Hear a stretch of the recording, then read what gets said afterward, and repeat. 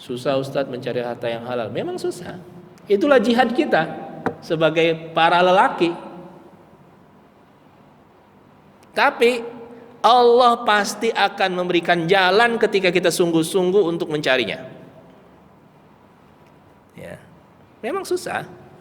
Kita untungnya sedikit, nggak apa-apa. Ya.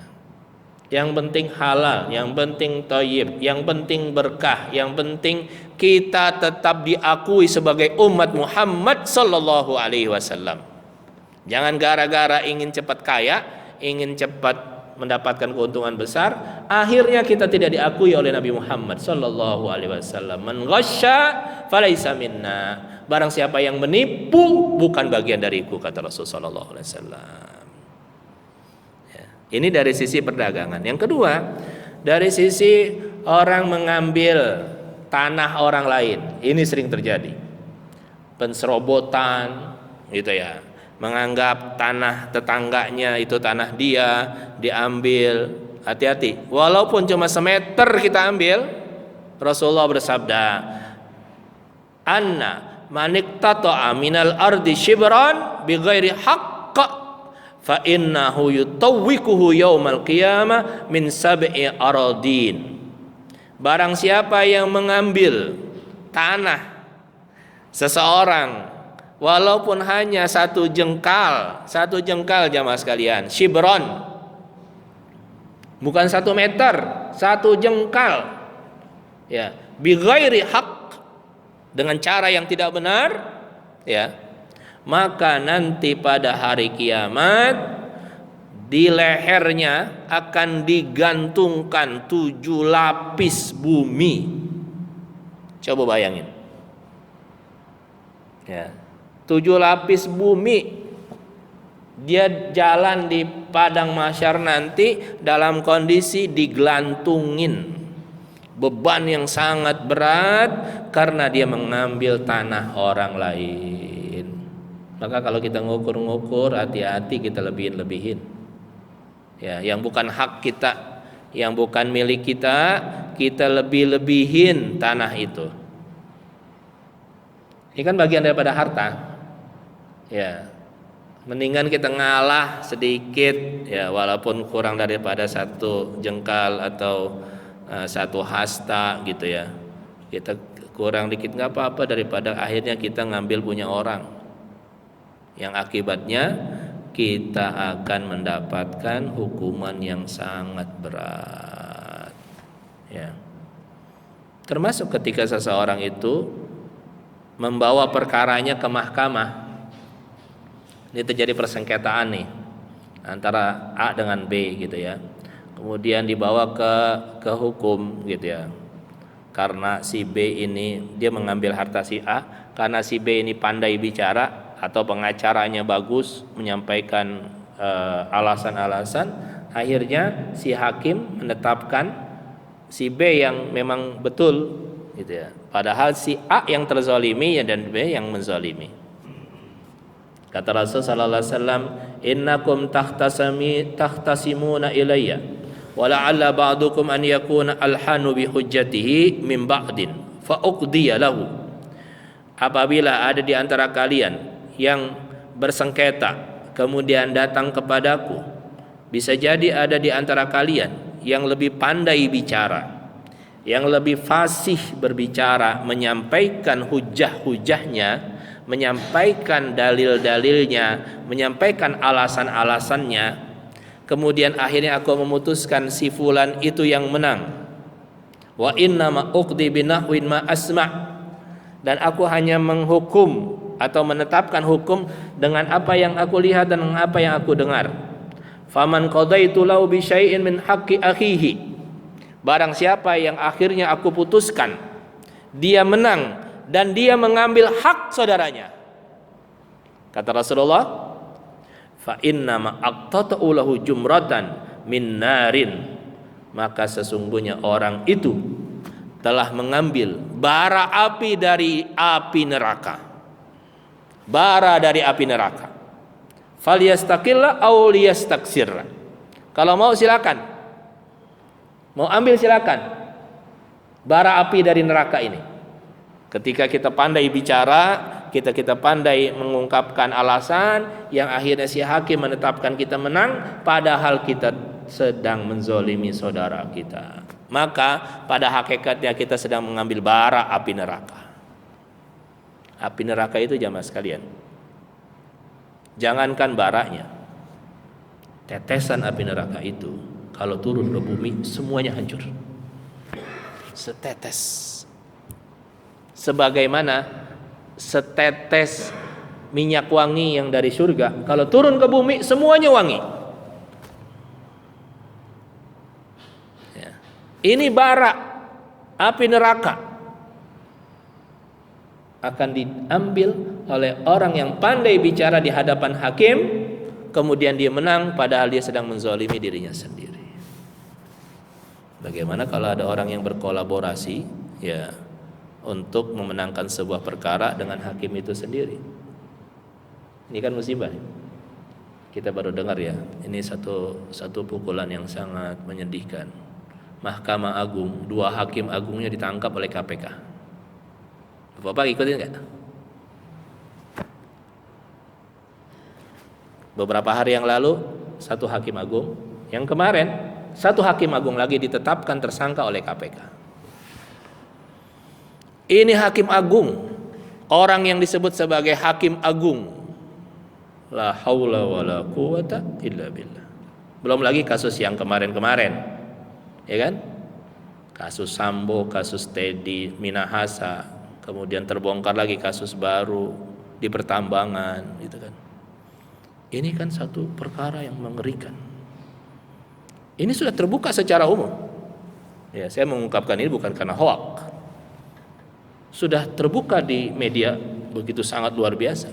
Ini cara Allah untuk membongkar kezaliman-kezaliman yang terjadi di negeri ini. Abraham Samad, ketua KPK dahulu, pernah mengatakan, ya, korupsi di pertambangan itu kalau bisa diberantas, itu pertama akan menyelesaikan hutang Indonesia. Yang kedua, setiap keluarga itu bisa mendapatkan uang 20 juta setiap bulan. Ini korupsi di tambang yang ada di Indonesia. Ya. Dan di tengah-tengah itu banyak sekali kezaliman ya yang terjadi, yang diungkap oleh masyarakat, penyerobotan tanah lah, sebagainya dan sebagainya. Ini kan satu kondisi yang terjadi di negeri kita. Ya, dengan kekayaan alam yang Allah Subhanahu wa taala berikan. Ya. Ini salah satu hal yang sekarang menyebabkan kenapa Indonesia tidak mengalami inflasi yang terlalu besar. Inflasi Indonesia kan cuma sekitar 5%. Amerika saja inflasinya sudah 10%. Negara-negara Eropa itu banyak yang sampai 13%. Kenapa kita tidak mengalami inflasi yang terlalu besar ini? Karena ada 2 komoditas yang sekarang sedang naik daun.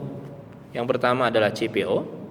Ya, karena setelah krisis yang terjadi antara Rusia dan Ukraina, permintaan CPO cukup tinggi. Yang kedua batu bara.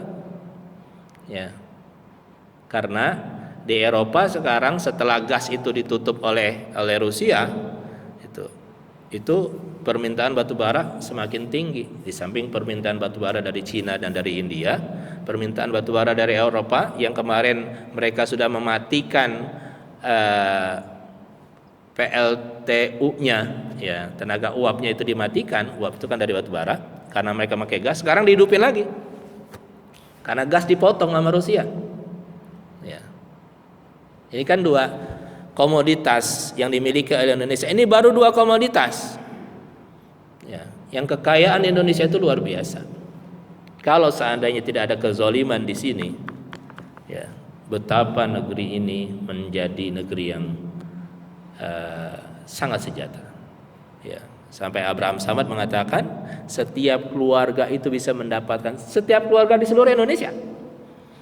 Ya, ketika korupsi tambang ini tidak bisa dibersihkan, setiap keluarga di Indonesia bisa mendapatkan 20 juta per bulan. Ya, Masya Allah. Maka itu kenapa Islam mengajarkan kepada kita keadilan yang seperti ini? Karena pengaruhnya sangat besar di dalam kehidupan kita secara pribadi, secara sosial dan secara bernegara. Ya, maka Islam mengajarkan kita kepada keadilan. Dan sebetulnya asas negara kita Pancasila mengajarkan kita tentang keadilan, keadilan sosial, ya kan? Ini kan satu ajaran baik secara agama maupun secara negara mengajarkan kita tentang nilai-nilai ini. Tapi kitanya manusia yang tidak pernah puas dengan dunia. Ketika dunia ini datang kepada kita dan kita tidak punya iman, ya, maka dunia ini seperti air di lautan. Semakin kita minum semakin haus. Tidak akan pernah puas sampai kita ditutup oleh tanah mulut kita, yaitu sampai kita mati. Ya, semoga Allah Subhanahu wa taala memberikan kepada kita pemimpin-pemimpin ke depan adalah pemimpin-pemimpin yang adil, yang bisa menjadikan negeri kita yang kaya raya ini menjadi negeri yang sejahtera insyaallah. Kemudian Rasulullah SAW mengatakan, inna dima'akum wa amwalakum wa a'radakum. Ya, sesungguhnya darah kalian, harta kalian dan kehormatan kalian haramun alaikum. Terhormat. Jamaah sekalian, setelah bicara tentang darah, setelah bicara tentang harta, Rasulullah bicara tentang kehormatan kita sebagai manusia. Jangan sekali-kali kita merusak kehormatan orang lain. Ya. Apa bentuk merusak kehormatan orang lain? Bentuk yang sering terjadi adalah ghibah, membicarakan orang lain atau menghina orang lain di majlis-majlis yang kita lakukan. Ya, ini adalah sebuah bentuk dosa besar. Ya, maka itu Allah Subhanahu wa taala berfirman dalam surah Al-Hujurat ayat yang ke-12. Allah Subhanahu wa taala berfirman, ya ayyuhalladzina amanu jatanibu katsiran minadh-dhanni inna ba'dadh-dhanni itsmun wa la tajassasu wa la yaghtab ba'dukum ba'dha ayuhibba ahadukum ayyakula lahma akhihi maitan fakarihtumuh. Wahai orang-orang beriman, jauhkanlah dari segala bentuk sangkaan-sangkaan kepada saudaramu. Sesungguhnya sebagian sangkaan itu adalah dosa. Wala tajassasu, jangan kalian melakukan tajassus. Tajassus itu artinya mengintai, memata-matai saudaranya. Wala yaghtab ba'dukum ba'dha, janganlah ada di antara kalian yang saling membicarakan keburukan saudaranya yang lain dengan saudaranya yang lain. Apakah ada di antara kalian ayuhib, apakah ada di antara kalian yang suka untuk memakan daging mayat saudaranya sendiri? Jemaah sekalian, di sini Allah menyebutkan rangkaian. Yang pertama zon, berburuk sangka. Yang kedua, setelah kita berburuk sangka, maka kita akan memata-matai orang, tajassus. Setelah memata-matai, maka kita akan membicarakan keburukan orang itu. Ini rangkaian-rangkaian, dimulai dengan sangkaan-sangkaan. Ya, padahal menyangka buruk kepada orang lain itu sudah bagian daripada dosa. Apalagi dia sampai mentajassus, memata-matai saudaranya sendiri.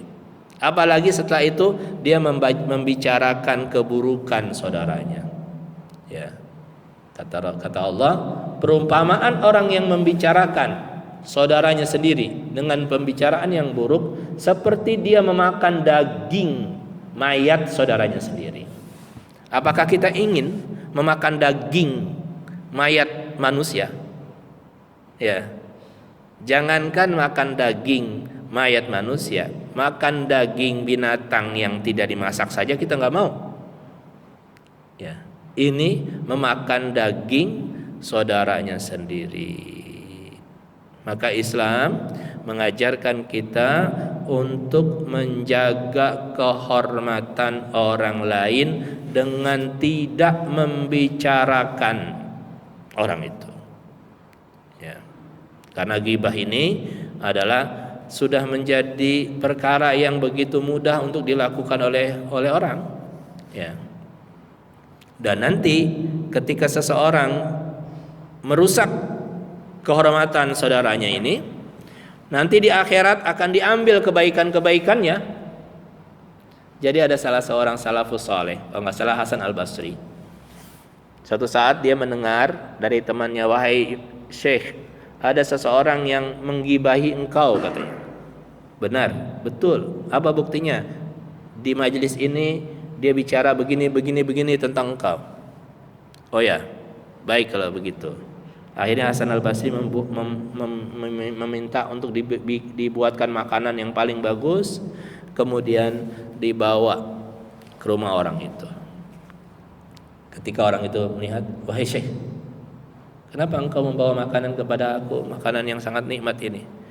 Aku dengar engkau membicarakan tentang aku dengan pembicaraan yang buruk. Maka aku berterima kasih kepada engkau, aku berikan engkau makanan. Karena nanti di akhirat kebaikan-kebaikanmu akan aku ambil. Jadi ketika kita merusak kehormatan orang lain dengan kita bicarakan keburukan orang itu, padahal orang itu tidak melakukan perbuatan itu, ya, maka dia akan diambil kebaikannya oleh orang yang dibicarakan keburukannya itu. Inilah 3 hal: harta, darah, harta dan kehormatan adalah perkara yang sangat dijaga dalam agama Islam. Wallahu a'lam bissawab. Sebelum saya tutup, kalau ingin ada yang dibicara di perdalam, silakan.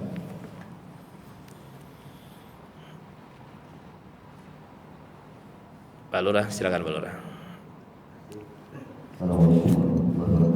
Waalaikumsalam. Iya.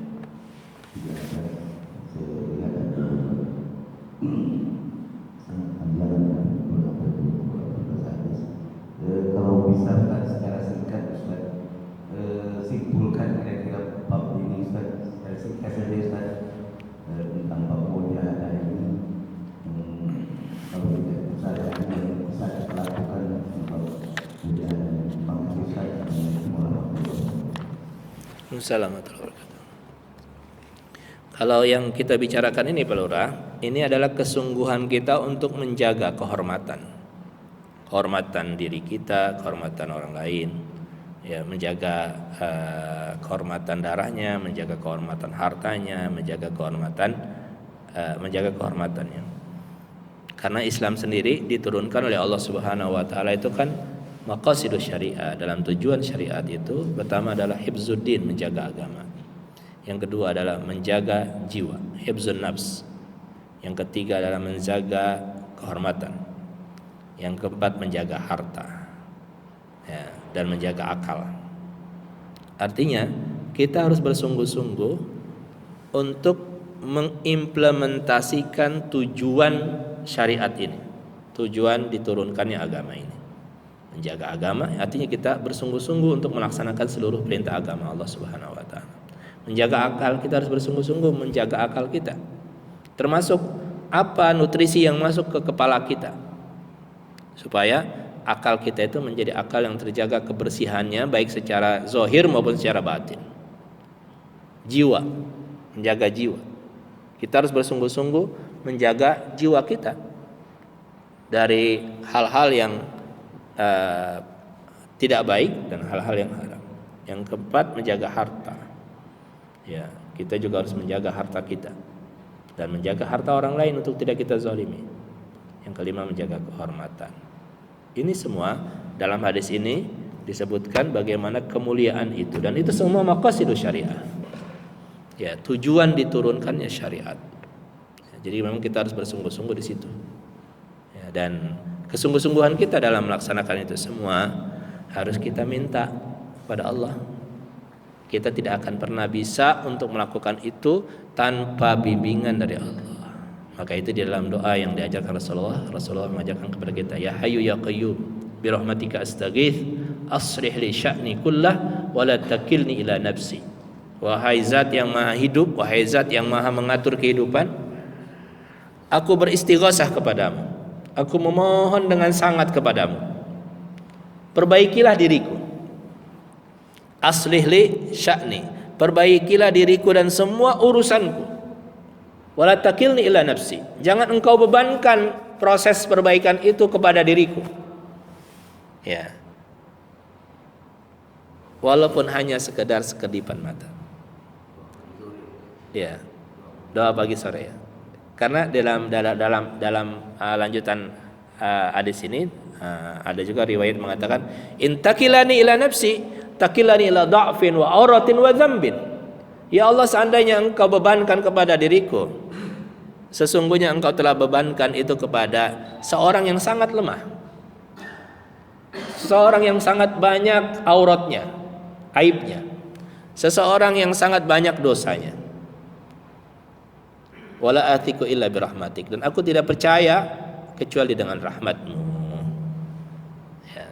Jadi ini cara kita juga untuk memohon kepada Allah agar Allah Subhanahu wa taala memberikan bimbingan kepada kita untuk bermujahadah, bersungguh-sungguh dalam menjaga agama kita, dalam menjaga jiwa kita, dalam menjaga akal kita, menjaga harta kita, menjaga kehormatan kita, ya, yang itu merupakan tujuan daripada diturunkannya agama Allah Subhanahu wa taala.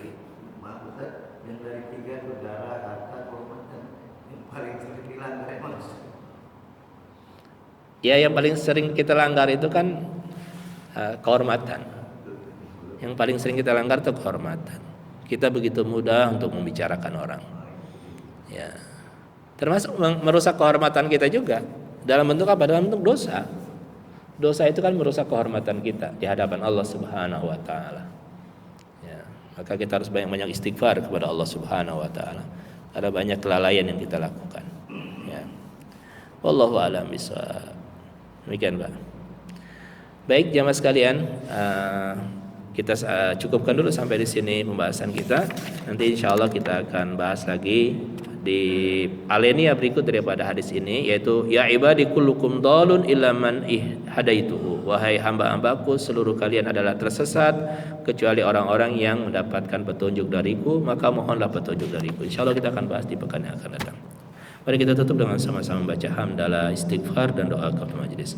Alhamdulillahirabbil alamin. Astaghfirullahal azim. Subhanallah bihamdi, subhanakallah bihamdika, asyhadu an la ilaha illa anta, astaghfiruka wa atubu ilaik. Wassallallahu ala sayidina Muhammadin wa ala alihi wa sahbihi ajmain wa la faminkum. Assalamu alaikum warahmatullahi wabarakatuh.